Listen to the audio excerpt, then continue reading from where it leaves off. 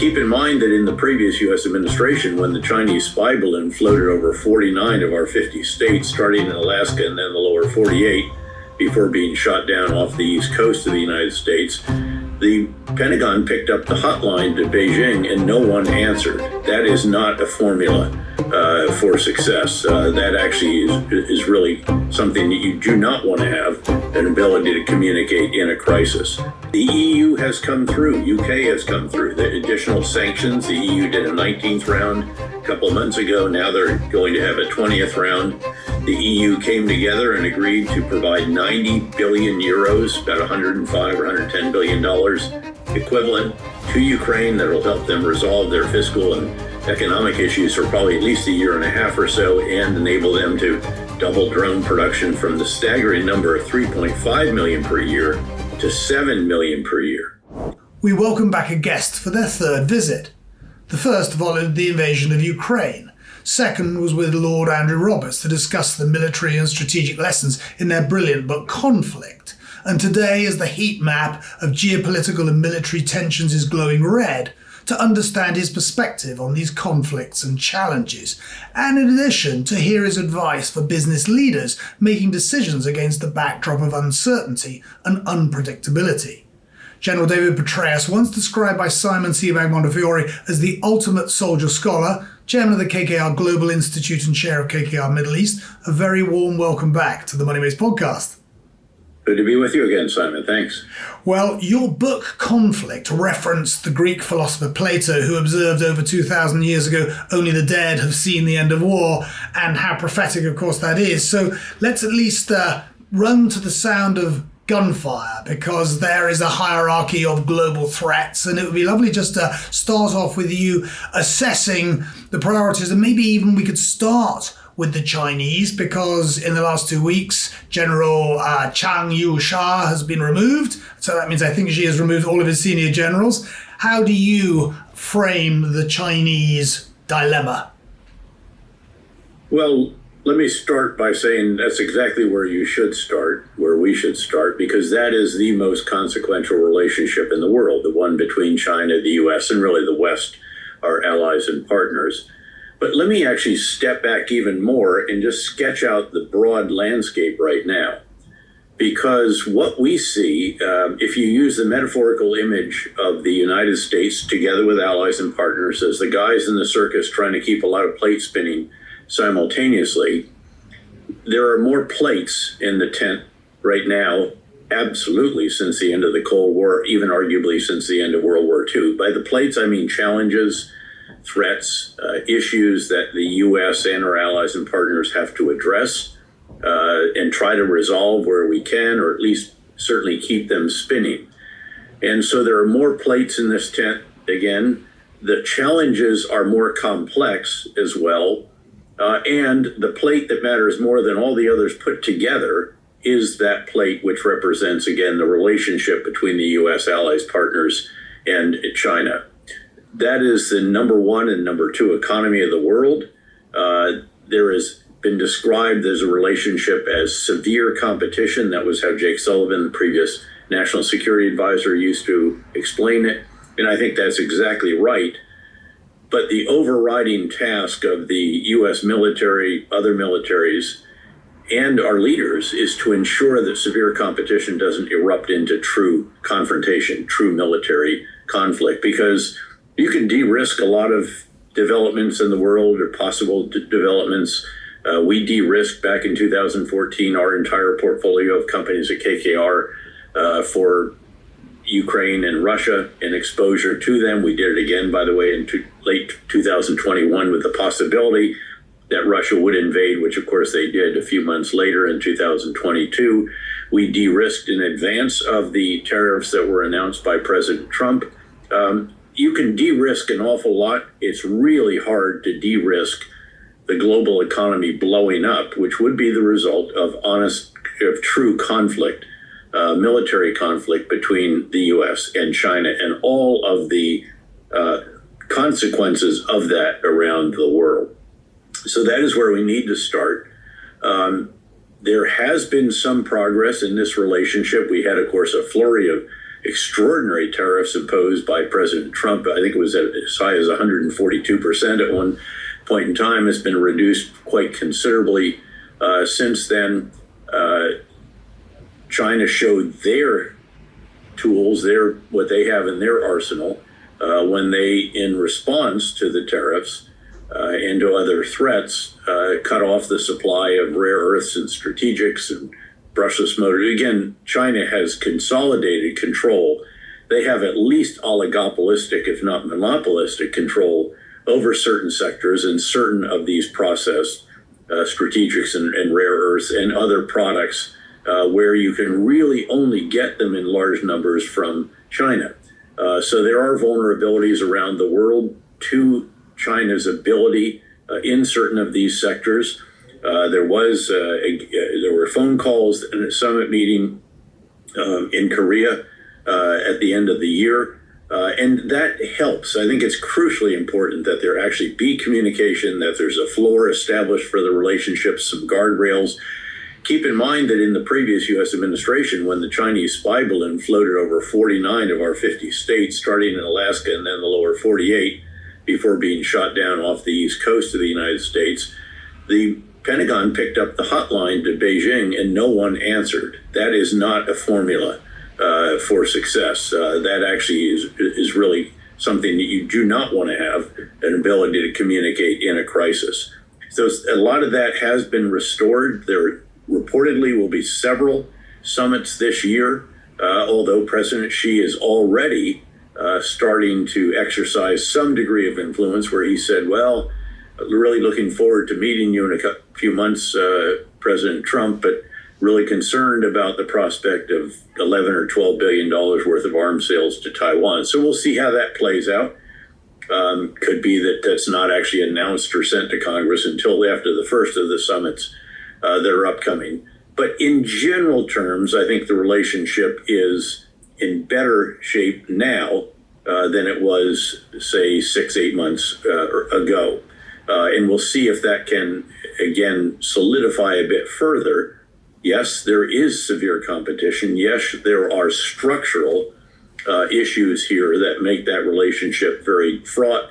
But at the end of the day, it's one that has to be pursued assiduously to ensure that deterrence holds, keeping in mind that deterrence is a function of two elements: the potential adversary's assessment of your capabilities on the one hand, and we're constantly improving those in the Indo-Pacific in particular, although I'd like to see it faster when we get talking about innovation, what's going on in Ukraine. I'd like to see us moving with the kind of speed that they are moving, where they're providing tomorrow's technology for today's wars. And our procurement system is really handicapped by the military, industrial, congressional complex elements, each of which largely preserves the status quo. They want to get more of what it is that's already been made in their district, that keep their ships and aircraft and so forth in their ports and bases, and on and on. And we've got to move with much greater purpose in that regard, though there is a great deal of push in that direction. And then the other element is, of course, the potential adversary's assessment of your willingness to use your capabilities. And I'd submit here that the operation in Venezuela, strikes against terrorists in East and West Africa, in Syria, on drug boats in the Caribbean and so forth, while not the kind of major combat operations that we're trying to deter, nonetheless show both capability and willingness to employ that capability on the part of President Trump. So touch wood, because again, this is the plate in that tent that is bigger than all the others put together.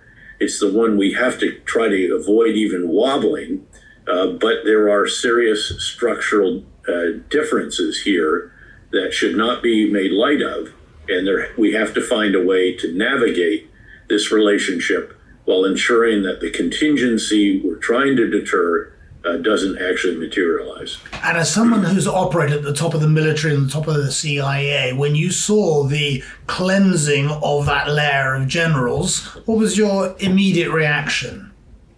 Well, it's truly extraordinary. There are likely several explanations for this. One is undoubtedly there is some corruption. Again, the system, as you well know, for decades has been built on that. It's very hard to get rid of it. Again, it's structural in many respects as well. It could be that there were some elements of rivalry here, perhaps some disagreements on intentions down the road.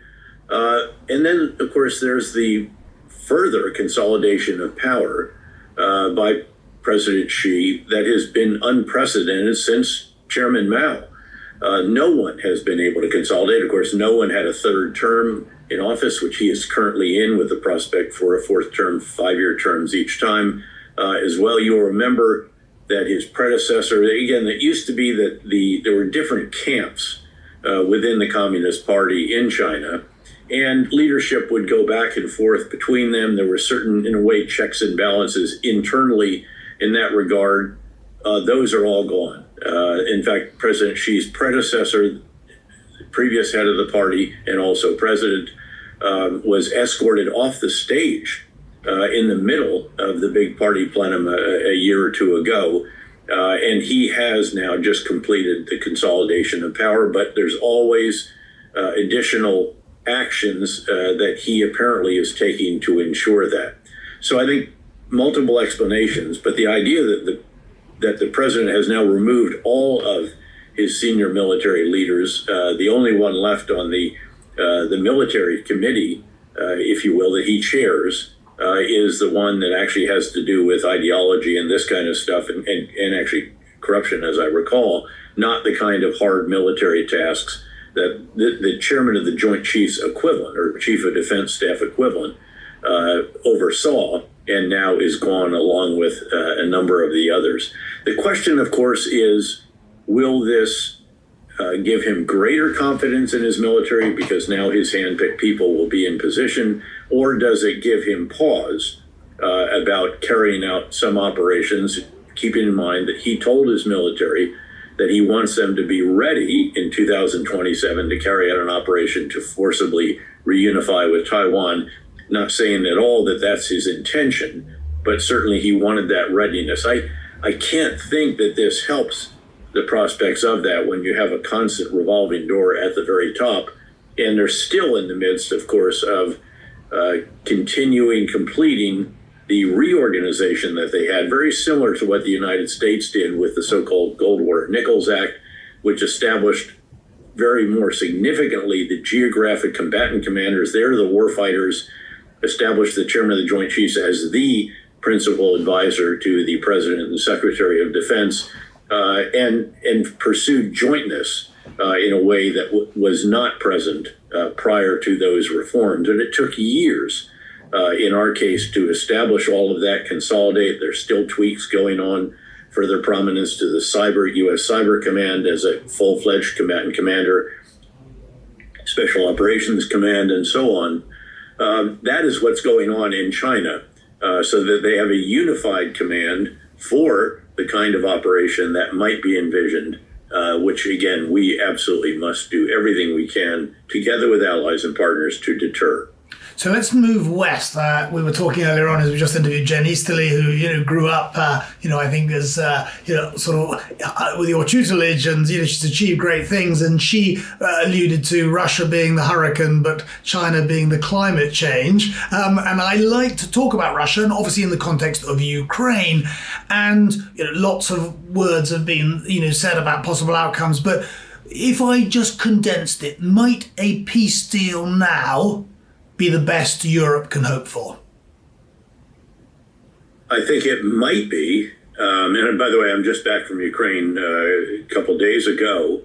What was my 9th trip to Ukraine since the full-on invasion in early 2022. And that is probably correct. The problem being that I don't see the prospect of Russia negotiating in a serious fashion. Even though they're under much greater pressure than before, and I can walk through, again, how I see the situation right now in a moment. But in essence, every time the Russians seem to be willing to negotiate, and of course there was just a round of negotiations in Abu Dhabi, there will be another one apparently in Miami, Americans Right after that, usually Medvedev or one of the other party grandees in Russia comes out and says, of course, we are still insistent on getting the additional land that they haven't even approached, much less taken, which includes the fortified cities in the southeastern part of Ukraine. They really would like to replace President Putin with a pro-Russian figure. They want to demilitarize the Ukraine of the future, and they don't want to accept NATO forces on Ukrainian soil as part of a security guarantee. So it does not appear that they are negotiating in good faith the way that, frankly, Ukraine has. They've actually structured a variety of concessions, noting, of course, President Zelensky cannot agree to give up territory because the Constitution requires a popular referendum to do that. And it's not at all clear that the Ukrainians would agree to do just that. There are other ways around this, though. Ukrainians, I think, are in good faith trying to figure out how to finesse these issues. You just don't see that at all out of the Russians.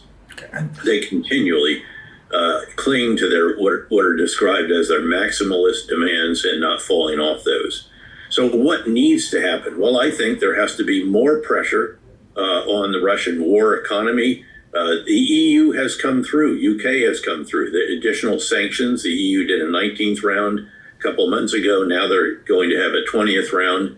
The EU came together and agreed to provide 90 billion euros, about 105 or 110 billion dollars equivalent, to Ukraine that will help them resolve their fiscal and economic issues for probably at least a year and a half or so, and enable them to double drone production from the staggering number of 3.5 million per year to 7 million per year. And we visited some facilities, visited drone units, and then also manufacturers that are just truly extraordinary and beyond state of the art. They are defining state of the art. Right. So, and if we also help Ukraine with more interceptors, the one area where they're not able to make what they need has to do with the anti-ballistic missile defense systems and the interceptors. So think of Patriot and the similar systems like that.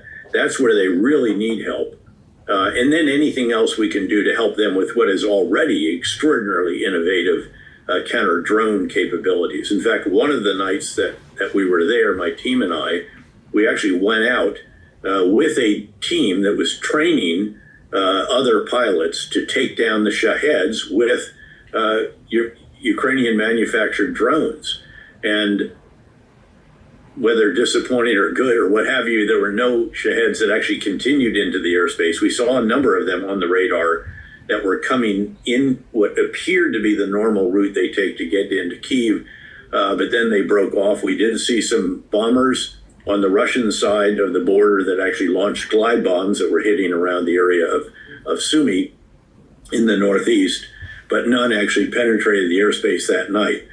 But what they can do is they can program their system to replicate a Shahed drone coming in, even doing some evasive maneuvers and so forth, and practice the techniques that they have for getting close enough to blow up or close enough to actually just strike the drone. It was really quite something. I'll tell you, it was also quite frigid. The winter in Ukraine is the worst in many, many years, and that is compounded by the horrific Russian attacks with missiles and drones on the energy generation system, transmission, and so forth, and also on the heating systems.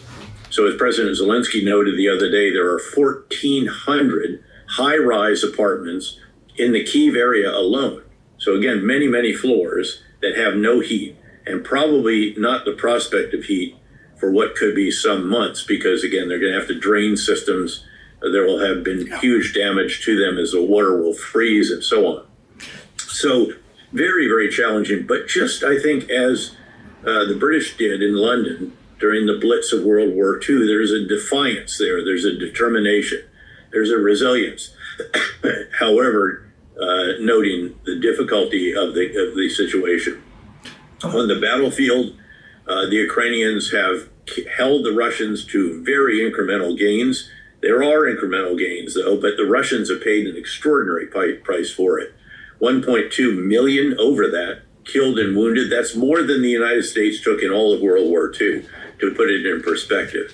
And you do wonder, what is the point where they cannot sustain the force? In fact, the Ukrainians contend that they killed or wounded as many Russians the last month as were actually recruited, which would be very significant. And again, a lot of this is the innovativeness. The drone systems, some of them now have fiber optic cable that spools out behind them because the jamming is so intensive. The efforts to cut off the link to GPS, to command and control, to the system that Elon Musk provides for communications, Starlink and so forth. They're using somewhere between 9 and 10,000 drones per day. There is ubiquitous surveillance over this battlefield. Nothing can move on it unless it's in really, really inclement weather, either very, very high winds or fog, when this surveillance is degraded. But otherwise, nothing can move on the battlefield. In fact, the Ukrainians actually have remotely driven vehicles that go from the rear to the front with supplies and take back casualties from the front, usually at night. Some of them have remotely controlled machine guns or remotely controlled mine laying systems. There are remotely controlled grenade launchers. And then in the air, all kinds of different systems, whether they're surveillance, bombers, suicide drones, what have you. And about 40% of the drones actually don't come back on a given day. They are either, about a third of them are suicide drones, and then another percentage of what's used gets shot down. It's a very intense anti-air system on both sides. So that's what's going on the front lines. And I should mention also, of course, on the maritime domain, the Ukrainians have used aerial drones to find the Russian ships and maritime drones to sink them so effectively that a little bit less than 40% of the Russian Black Sea fleet is on the bottom of the Black Sea, and the rest of it is tied up at a port down in southeastern part of the Black Sea and not sallying forth, just trying to keep it from getting sunk. And the Ukrainians actually snuck a maritime drone into that port and did enormous damage to a submarine. Also, the Ukrainians are taking the fight to the Russian Federation. They have now successfully designed and manufactured a long-range cruise missile, longer range than our particular Tomahawk, 3,000-kilometer range, larger warhead called the Flamingo. They're trying to scale up production of that. That could be very, very significant to their effort to attack the Russian energy refining facilities, storage facilities, and so forth. And they've done considerable damage to that. And if, again, the U.S. can come through with sanctions that match those of the EU, and there's a very tough sanctions package in the Congress, has 90 of 100 senators that approve it. Senator Graham is leading the charge. If that could be approved by the White House, if we can help them more with air and ballistic missile defense, and keep the money flowing from the EU in particular and the UK, there's actually a prospect, I think, where down the road, given the fragility of the Russian economy, where inflation is taking off, interest rates are very high, there's not going to be any borrowing and investing, and again, the huge loss of manpower, and they're running out of the National Welfare Fund. The intelligence chief in the CIA equivalent in Ukraine has been telling us this for a couple of years now, and this is the year apparently in which that fund will be exhausted. So if you can then also reduce the revenue that they're taking in, India apparently is going to reduce what it buys from Russia. They've been one of the biggest consumers. As part of the tariff deal with the United States, they committed to reducing that. And then if we could go after those who are providing the components to the Russian war machine, the chips, the brushless motors, all the rest of this largely coming from China, there could be real damage to the Russian war economy, real limitations on what they can do with their military industrial complex. And then I think there might be the prospect that Russia would negotiate seriously if President Putin recognizes that he's not going to be able to outsuffer the Ukrainians, the Europeans, and the Americans. He needs a cessation of hostilities. And then and only then, I think, do you get what you described up front as what's the best that could happen, sort of a cessation of hostilities that's when that prospect, I think, becomes real. But I suspect we're a number of months from that, given the Russians' actions at the negotiating table. And you've articulated that so often, war gives birth to these extraordinary technological progresses of which Ukraine has been, astonishing in their efficacy. Will the administration, I'm talking about the US administration, be willing to continue on this journey as you have described? Here's where it's important to ask not just the administration. Obviously, there are administration reservations about Ukraine, frankly, about even President Zelensky. There's a conviction that the Europeans were never doing enough for their own defense, which happens to be true, I would contend. Yep. And now they are, though. They're stepping up very much. And the EU pace of diplomacy has accelerated dramatically as well. I mentioned the commitment of, again, 90 billion euros, the sanctions packages, all the other actions that they're taking, and each country dramatically increasing its defense spending. And that hopefully will help with the White House. But there's another branch of government, that's the Congress. And as I mentioned, in Congress, they have a very tough sanctions package, overwhelming support for it. And also, when you dig into documents like the National Defense Authorization Act, which is the law that talks about the Pentagon and so forth, there are amounts of money in there. They're not billions, but they're many hundreds of millions for each of the next 2 years in support. This will be law provided to Ukraine.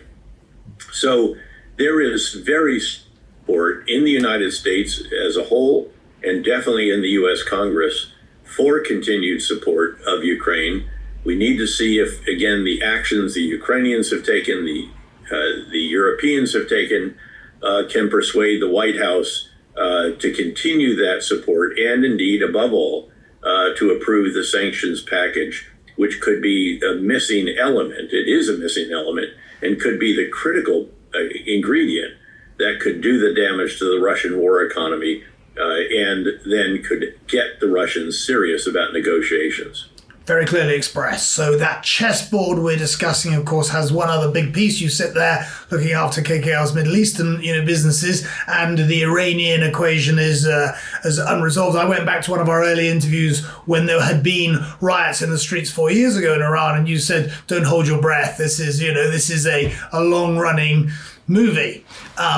But is there an argument that just as Syria was Obama's red line, so President Trump has talked about regime change, has encouraged the protesters who are unbelievably brave to be out on the streets in those numbers, being massacred by what's, I think, rightly the butcher of Tehran? Is there a danger that negotiation leads to a new figurehead, but no change in policy of the Iranians? Well, I'm not sure negotiation will lead to a change of regime, even as you expressed it, just a new head. I mean, there's a new head coming anyway in some fashion, because the supreme leader is an ill octogenarian who is got to be closer and closer to death's door. The question is, what replaces him? Is there another religious figure that steps up into that? Do the Revolutionary Guards Corps leaders take over? But none of that really postulates the concept that you'd have real regime change. What you'd have is different leaders of a regime that is so substantial. Keep in mind that the besieged militia alone number in certainly over 1 million, maybe millions. This is a national, provincial, district and municipal headquarters for it everywhere. And when they go out on the streets, they're willing to swing pipes, even shoot fellow citizens. And they've shown no real backing off. There's not happening what happened in Cairo, where the military said, you know what, let's step back. Let's not shoot our own citizens. Mubarak's going under the bus.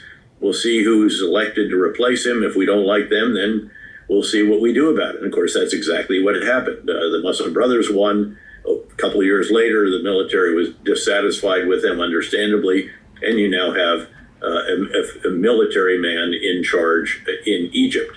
That is not the prospect, I don't think, in Iran. You have the Islamic Revolutionary Guards Corps, essentially an Army, Navy, Air Force, Marine, in addition to the regular Army, Navy, Air Force, and Marine, the Artesh.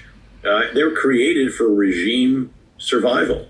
And then there are other elements as well, the police, the Ministry of Interior Forces, and so forth. And we saw all of them on the streets, essentially crushing, ultimately, the demonstrators.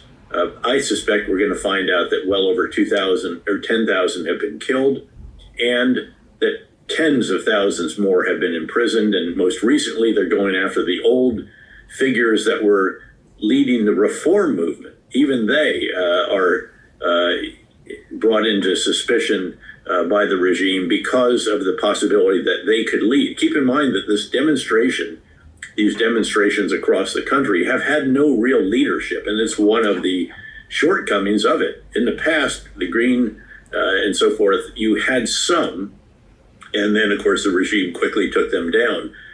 There is the son of the Shah who has some degree of support, but I think that support is more just anti-regime than it is necessarily pro-return of a monarchy.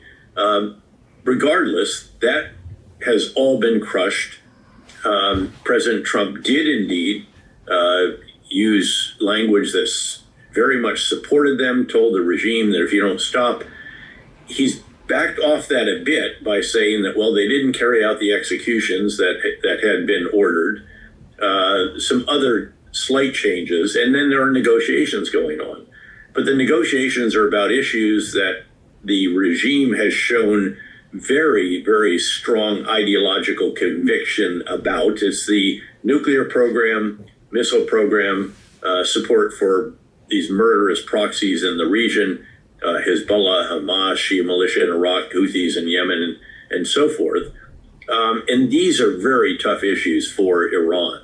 And again, there's an ideological conviction about each of these that tends to suggest that they're not going to make the kind of concessions that President Trump could hold up and say, okay, we got what we wanted. No more ever enrichment or no more buried enrichment and only up to this, and it's all verified and they're not going to relax all the sanctions the way Iran will seek. Limits on missiles and the other activities, again, I think very difficult for the supreme leader to stomach. So then what happens? Well, the U.S. military is set in the region. The offensive capability, the aircraft carrier task force, which even includes a submarine and a bunch of other ships, many of which have sophisticated air and ballistic missile defense systems, F-15s in Jordan, the refuelers in one of the Gulf states, the prospect of B-2 stealth bombers flying all the way from the U.S. To carry out their missions over Iran, as they did during the 12-day war. All of that now is in place, and the defensive systems have been returned to the theater as well. So we're talking about Patriot ballistic missile defense systems that are tied into the Gulf states, Patriots, and terminal high-altitude air defense system. Keep in mind that the THAAD battery that was in Israel alone, that one shot $1.2 billion worth of interceptors to help protect Israel just in the 12-day air campaign that Israel carried out. So again, that capability is there, offensive and defensive. And at a certain point, I think the Iranians have to expect that if they do not truly come to the table and truly make serious concessions, that they're going to see how defenseless they are against attack from the air. Keeping in mind that the Israelis, using U.S.-provided F-35 stealth fighter bombers, took out the supposedly sophisticated Russian S-300 air and ballistic missile defense system that Iran had, provided again by Russia, and then other air defense batteries and systems that they had. So, again, if you fly above, say, certainly 12,000, maybe a bit higher, again, Iran really can't touch them. And so, in effect, then defenseless against that kind of attack. But yes, there is a retaliatory capability. There are a number of scenarios that could really affect the global economy. Normally, this stuff doesn't really matter to the rest of the world unless gas and oil and distillates coming out of the Gulf are prevented from getting out. There's a disruption of maritime freedom of navigation, etc. And Iran has some capability for that. The prospect of mining the Strait of Hormuz, using other retaliatory means against U.S. bases and perhaps even U.S. allies. There's a threat against Israel if the U.S. were to attack. So lots of permutations here. And you're right to say, look, this is a red line, just as President Obama established a red line on the use of chemical weapons by the murderous Bashar al-Assad regime in Syria. And it was crossed, and we didn't take kinetic action. I remember being actually in Singapore at that time, and Prime Minister Lee said, you know, General, that undermines deterrence out here. That has repercussions in the South China Sea and so forth. So these are the considerations because of his rhetorical support for the demonstrators. I think there will be a degree of pressure to do something significant if the Iranians truly don't come to the table. But that's always a tough decision. But President Trump, again, has shown a willingness to do this again with Venezuela, the counterterrorism operations in various locations around the world, strikes on drug running boats and so on. And some of these were pretty dicey. You know, the operation in Venezuela, people, I think, have sort of overlooked some realities here. One is that the pilot of the lead special operations aircraft took 3 rounds in the leg as he was landing, and the aircraft got hit pretty hard as well. He stuck the landing nonetheless, managed to take off. They were able to recover the aircraft to a good location, but that's pretty dicey. The fact that over 30 Cuban special operators augmenting President Maduro's Secret Service were killed indicates that there was some serious gunfights as part of all this. Yes, we reportedly turned out the lights. Yes, we suppressed all of the air defenses and the bases that might have had quick reaction forces, and the rest of this reportedly again jammed or shut down communications and so forth. But at the end of the day, there had to be some really significant activity by those on the real cutting edge, our most special operators. And so there was a gutsy call here by the president, and that demonstrates, as have other actions over the years, including in Trump 1.0, the drone strike that killed the head of the Quds Force at that time, Qasem Soleimani, my most formidable enemy, frankly, back when I was the commander of the Surge in Iraq, Central Command, Afghanistan, and even CI director, because he's a combination of all of the above. He's the intel director. He's actually a policymaker for certain of the countries in the region, and he had the special operations component to carry out various activities as well. So I think there has been a demonstration of a willingness. In fact, when Syrians used chemical weapons in Trump 1.0, the U.S. responded kinetically. So we'll see where this one goes. I have to say, I also suspect that he is keenly aware that President Obama did not take action when his red line would cross. I think he really dislikes any comparison to his predecessor. And therefore, there's that element at play here as well. And although it may not play a role before we leave Iran, stepping back through the lens of the big other Middle Eastern countries, Saudi being the greatest of those, what would they like to see? Well, it's interesting because let me just sketch out first what's happened over the years since those terrible 10/7 Hamas attacks in Israel. The worst intelligence failure in Israeli history, worst military readiness response, and really the worst political miscalculation as well relative to Hamas. And since that time, Israel dramatically degraded the capabilities of Hezbollah and also disarmed them up to the Litani River with the Lebanese armed forces in there now. Decimated their leadership structure, just didn't decapitate it, decimated it with that extraordinary intelligence supply chain operation where thousands of pagers blew up simultaneously in the hands of all of the major leaders of Hezbollah.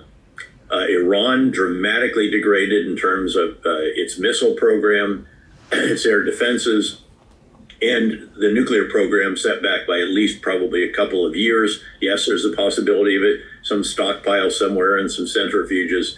But I guarantee that if that's there and they try to enrich it, we'll figure that out. Plus, they don't have the metallization capability anymore. You have to take the gaseous form of highly enriched weapons-grade uranium and actually metallize it. That capability has been destroyed as well. So they're set back very considerably. Hamas is dramatically degraded. Certainly still the guys with the most guns in that part of Gaza that they still control, 47%. And I was in Gaza a few weeks ago when I was in Israel, met with the Civil Military Coordination Center commander, one of my old guys, and then also the International Security Force commander as well. Very extraordinary special operator. So the landscape in the region is much improved, I think, from their perspective, the perspective of the GCC countries. And they're in the midst of very impressive diversification of their economies, especially the kingdom, but certainly also the UAE, Qatar, others up and down the coast. They are very heavily engaged in innovation, huge investments. In fact, I should note KKR is major investor in Gulf Data Hub, a number of other investments there. In fact, the whole reason I'm the chairman of KKR Middle East is because we see the situation very differently there. It used to be that we invested lots of their sovereign wealth funds. We're still doing that, to be sure. But now they're welcoming investment in their countries in ways that was not visible in the past. Some of these have such very large pools of capital that they didn't really feel compelled to sell us $2 billion of Abu Dhabi National Oil Company or the like in their gas pipelines, which we did.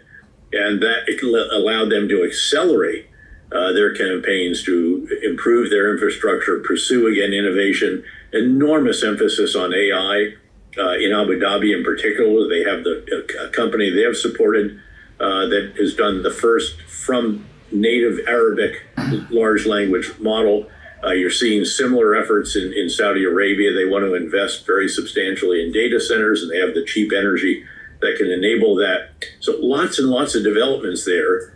They look around, they see, this is not a bad situation. There's a reasonable amount of stability. Syria is no longer an ally of Iran because Hezbollah, Iranians and Russians couldn't come to their rescue when under pressure last year. And a caution, therefore, a concern about instability that could result from action against Iran. Again, undefined. Could it be, again, a civil war? Could there be some kind of crisis where some of the different ethnic or sectarian groups in Iran try to achieve some degree of autonomy?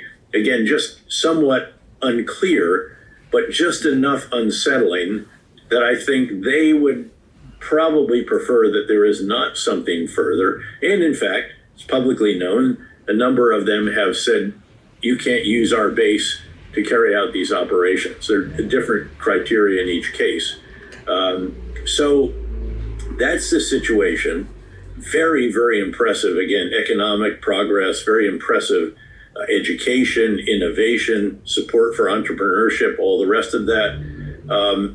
And they want to continue that, and they don't want it threatened. And so therefore, there's a bit of caution, I think, that has been transmitted to the White House. And so President Trump and his advisors have to factor all of this into the decision on whether to strike Iran or not if the negotiations do not produce what the U.S. and, of course, Israel and Prime Minister Netanyahu is in Washington today.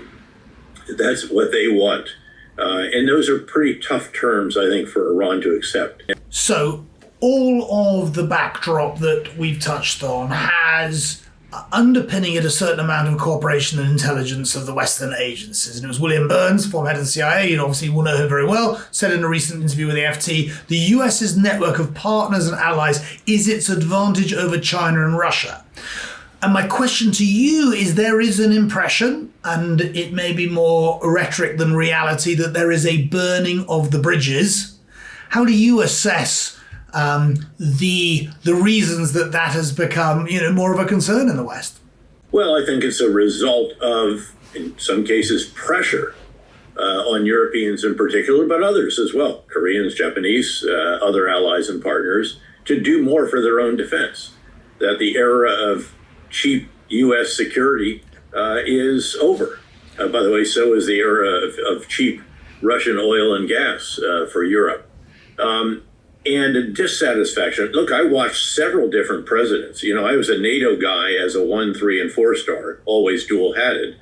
But that was in Bosnia, Iraq, and Afghanistan. So I spent a lot of time with the NATO Military Committee and the North Atlantic Council. And our leaders were absolutely frustrated beyond compare about the inability and the unwillingness of Europeans to spend even 2% of GDP on defense, much less than now 3.5%. And everybody now gets this, and there are huge commitments, and that's really a tribute to President Trump and certainly to the threat posed by President Putin. He's been the greatest gift to NATO since the end of the Cold War in a perverse sort of way. But that, again, continues. It has to materialize. We have to see how it does transpire over the years that lie ahead if they meet these commitments and sustain that level of commitment. You see it, by the way, with Japan and of course, the re-election of the prime minister with supermajority, well beyond what most expected, will enable her to dramatically increase defense spending there as well. And that's the number 4 economy in the world. So an increase in a percentage of GDP is very, very substantial. But the U.S. has put pressure on them, said do more for yourself all around the world. Occasionally there's been some rhetoric that has ruffled a lot of feathers, such as a speech at Munich last year. And on tomorrow, in fact, I'll head to Munich for the annual security conference, where this year it'll be the Secretary of State speaking. I think there will probably be a bit of reassurance this time about the importance of alliances, of allies, of partners.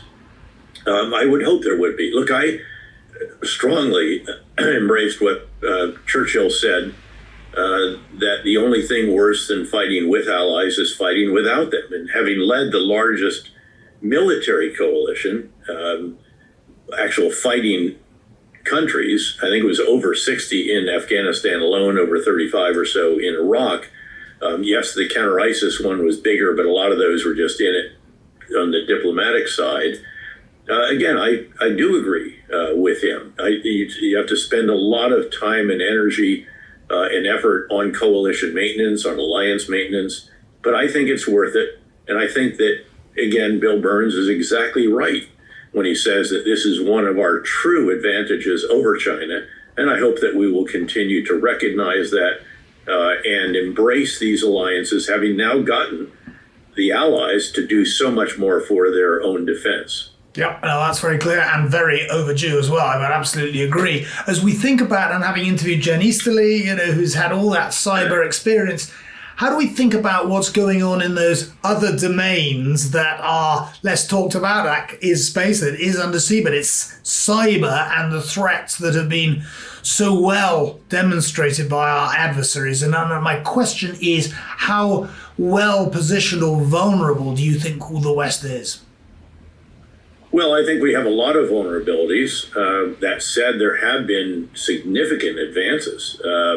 The UK, in fact, led the way with its National Cyber Center. In fact, I visited it a couple times. A unique partnership between GCHQ and then civilian partners and so forth. And I think, again, in many respects, very close to the gold standard. Jen Easterly then headed our organization, the Cybersecurity and Infrastructure Security Agency, established in Trump 1.0. A little bit out of favor now because of some statements by the then head of CISA that the elections were very credible, best we've ever run, and so forth. So it's got a bit less support on the administration side, but still moving along. And we did finally elevate U.S. Cyber Command to full-fledged combatant command. But it took too long for us. And I'm a bit worried that in the world of DOGE, the effects of which are still felt. By the way, I felt that DOGE should have been focused like a laser on the military procurement system in the United States. That is so hampered, again, by these support for legacy systems, legacy basing, legacy everything, that is very hard to move forward. I look at the pace again of Ukrainian invasion. Yes, they're fighting their war of independence, their war for survival, but you have a partnership there. They've thrown all the rules out. You have a partnership between those who design the drones, those who manufacture, and those who use them that is like this. And it's just constant. Again, every week or two, software changes. Every few weeks, hardware changes. It's a constant battle to stay ahead of the enemy. And by the way, the Russians are doing the same thing and doing it quite impressively. They also now have complete unmanned services. So Army, Navy, Air Force, Marines, unmanned service units and so forth. So all of that is ongoing. But I think what I would do specifically to your question is I'd open it up much more broadly. It's not just cyber, as again, challenging as that is. And it's very significant. Almost every day, there is a revelation about some hack of some type that is really quite serious. And that we know who the major actors are in this and why they pursue it. But it's devilishly difficult. And AI and greater compute power and more storage and all the rest of that aids not just those doing cybersecurity, it enables those that are doing the breaking and entering in the cyber world, but it's also assassinations. It's dragging anchors and cutting cables in the Baltic Sea. It is influence operations, the so-called cognitive warfare, where Russia tried to put a thumb on the scale of our elections, French elections, other European elections, trying to create a perception right now that Russian victory is inevitable, that there's no question that they're going to be able to outsuffer the Ukrainians, the Europeans, and the Americans, which I believe, again, if we do it right, is not going to prove the case. But all of these gray zone activities, as I think it's better to term them, not just cyber, although that's a significant component, all of these are very worrisome. And you see Russia, of course, also running drones into Polish airspace and other countries, shutting down airports and the like. There were manned aircraft that went into some of the Baltic states' airspace.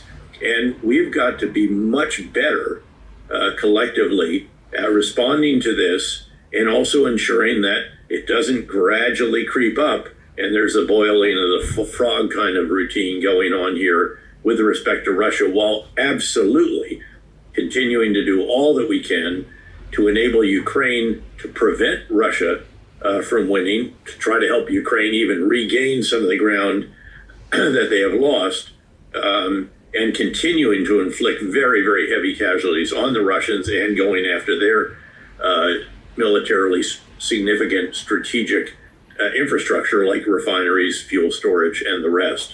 But know that this is going on around the world. All of our adversaries are engaging in this to varying degrees, and there has to be a coordinated and significant pushback and penalty for all of this if we are to succeed in deterring further of it. And I asked Jen Easterly this question on spycraft and how much more difficult it's becoming, and then she nicely said, "Well, you need to ask the general about that. How difficult is that? Former head of the CIA, how tough is this?" Sure. No, think about what used to happen. I mean, it's all publicly known and it's all out in the various spy novels and so forth, where, you come in under one identity and throw that passport away and get another one at a dead drop, and you rent a car with that one or a room or whatever. Now everything is connected. You're not only showing your passport, you're actually getting your iris scanned or your fingerprints or facial recognition.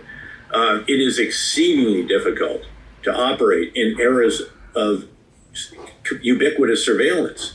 There are certain countries in which there is so much hanging off every light pole and in various other ways that it is very, very difficult to carry out traditional, again, spycraft. There used to be surveillance detection routes, for example, that would run 10, 12 hours to shake the enormous coverage that some countries can blanket our CIA officers and others with when they're just trying to get loose for a moment and pick something up or leave something or press a button or whatever. So it is increasingly much more difficult. That said, There are some diabolically clever ways that you can contend with some of that, counter some of it, but again, much, much more difficult and requires much greater expertise to do that. I'll give just without exposing anything, an interesting story, though, when I was the director of the CIA. So I had all these plans, because, of course, I was not from the CIA. I'd worked endlessly with them in the war zones for the better part of a decade and so forth, knew the station chiefs in the war zones and the briefers and all the rest of this. But at the end of the day, I was conscious that I'd not gone to the farm myself or done a lot of what others had done, which is not uncommon. Often someone comes in from the outside. In fact, it's the norm. But I wanted them to get to know me. I wanted to get to know them beyond those that were at the director's conference room table every morning. And so we had a variety of programs. One was run with the director. Well, there was a certain standard for running. You had to be able to run 6 miles in 42 minutes or better, because I want to be able to talk and get a workout at the same time. So I got to know the college interns really well. Yeah. Nobody else. There was workout with the director. That actually turned out it's not that easy to talk while you're doing push-ups or pull-ups or whatever else it might be. And so then there was eat with the director, and that was a big hit. And we would have 4 individuals, not at the level that I was dealing with in the different directorates. And I'd sit down and I'd usually ask them, tell me a bit about yourself. Where are you in the building? What's your job title? What do we need to continue to do? What do we need to improve or stop doing? This kind of stuff. And it was just me and them. And usually I might have one note taker. Well, one time I sat down and I went to this one guy and I said, "Oh, now, so where are you in the building?" And he said, "Well, director, with great respect, I'm actually not in the building." I said, "Oh, that's interesting. What's your job title?" He said, "Well, I didn't really want a job title. I don't have one." I said, "Well, tell me, what are you up to?" He said, "Well, look, I built and sold several companies out in Silicon Valley. I always wanted to help the CIA. So I came east. I have a little office with some people down in Crystal City or somewhere near the Pentagon. And I knew that you would be experiencing increasing challenges with tradecraft. And I'm here to help you solve some of the problems, these new challenges that you have with the kind of circumstances that I have described." And quite a genius, and came up with some very novel techniques. But again, the bottom line is it's much, much tougher to be a spy now than it was before, although some of that is offset a little bit by the ubiquitous nature of open source intelligence. Everybody who has a smartphone, this Gutenberg 2 moment, if you will, can take a picture, record a video, tape something, whatever, and upload it on social media. So everyone is a reporter. And if you can mine that effectively, and of course it takes vast algorithms and the rest of that to do it efficiently, you have a treasure trove of information that never used to exist. And when you look into what applications show you, for example, in advance of the Russian invasion in early 2022, I was looking at Google Maps for the Federation and for Belarus. And you could actually see the congestion. The routes were red because they were so clogged by Russian military vehicles. There's much more of that, fitness apps that tell you where people are, and on and on. So that's also become, again, very, very fertile grounds for exploitation. You just have to recognize it, figure out how to do it very, very efficiently, because there's no way that you can do what we used to do, say, during the surge in Iraq. In fact, I had a British political advertising campaign agency working for us, watching every TV, listening to every radio, reading every newspaper, all of this. And we thought there was a lot of that. That was before social media exploded the way that it has now, and before the advent of real smartphones and all the other advents. And by the way, of course, now you have Starlink. So even in a war zone, you still have internet connectivity. So the world has changed dramatically for spies. And I would contend, and Bill Burns confirmed that when he was in office, that our spy agencies, particularly the greatest one on the Western side, the CIA, they have made enormous changes, both to take advantage of new opportunities and to deal with the enormous new challenges, traditional ways of carrying out intelligence operations. That's brilliantly cogent and concise, and we're going to wrap up, but just wearing your KKR and your experience hat, what advice to business leaders, given the backdrop is as uncertain as one can remember? Yeah, in fact, during the time that I've been at KKR, almost 13 years now, which is vastly longer than any job I ever had in government. I mean, the longest I ever had in the military, I think, was 2 years. That was a command. Otherwise, you're almost rotating every year and so on. But during that 13-year period, the world has changed dramatically. We were in what could be described as a world of benign globalization, in which all the barriers to trade, investment, capital flows, even intellectual property and people were being reduced. Globalization, as measured by global trade at least, was going up like this, and economics largely drove geopolitics. It was also a time when just-in-case logistics worked. Now we're in an era of renewed great power rivalries.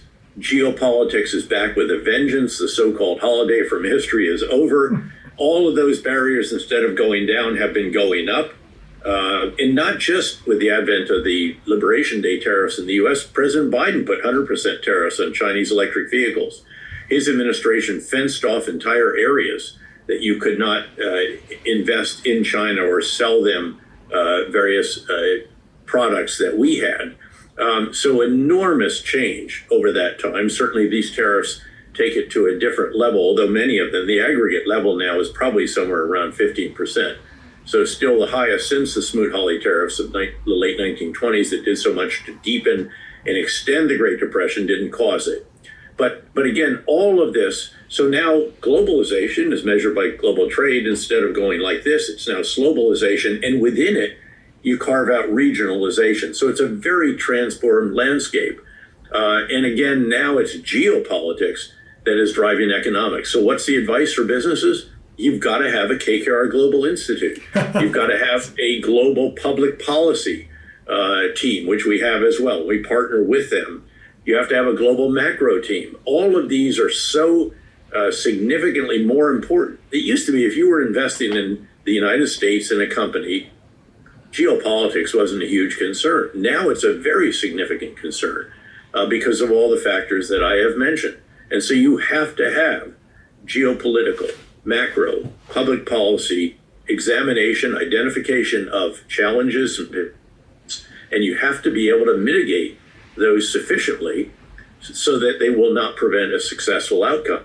And this is playing a much bigger role. We have actually vetoed a handful of investments where the deal teams wanted to continue forward. And we're like this with the deal teams, and there are other elements as well. Sometimes it involves a cybersecurity assessment also, and other actions that we take during the diligence process. But the point is that instead of just sort of the financial aspects of these and maybe some policy issues involving license to operate and so forth, and to pass the front page of the Washington Post test, now this is a central part of the diligence process.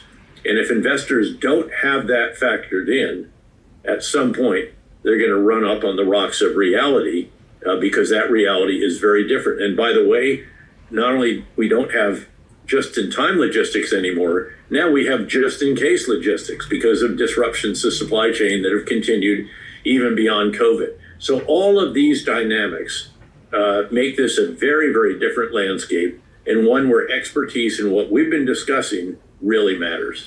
So I was amused because the other day in a talk I gave, I referred to Churchill's comment that the further back you look, the further ahead you can see.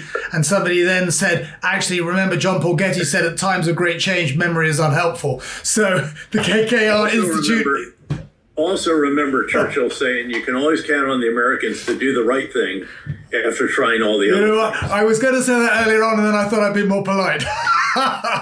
Well, it's been terrific to have you back. You've been so generous with your time for the third occasion. Our listeners and viewers around the world will be, I'm sure just as thrilled as I've been today. I could summarize with so many things, but I just like that last thing you said is that as businesses think about best practice, they've got to think about just in case, not just in time. Absolutely.